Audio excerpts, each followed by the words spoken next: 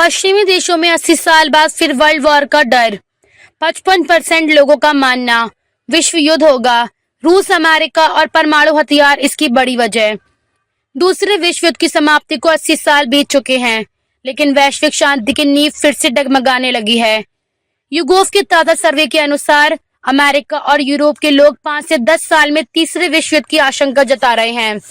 रूस के साथ बढ़ता तनाव, अमेरिका की विदेश नीति और परमाणु हथियारों का खतरा इस डर की सबसे बड़ी वजह माना जा रहा है।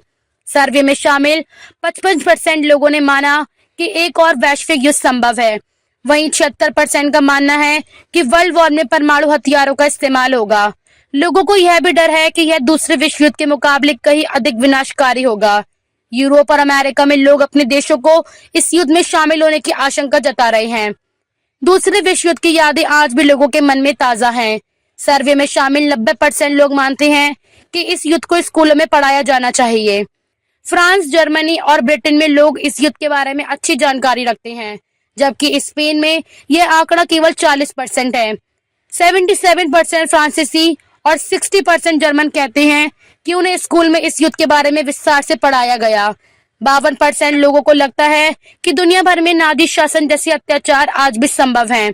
60% का मानना है कि अमेरिका या अन्य यूरोपीय देशों में यह खतरा मौजूद है। सर्वे में पश्चिमी यूरोप के 82% और अमेरिका के 69% लोगों ने रूस के साथ तनाव को सबसे बड़ा खतरा बताया। लोग मानते हैं कि रूस की सैन्य गतिविधियां और उसकी परमाणु क्षमता वैश्विक स्थिरता के लिए खतरा है।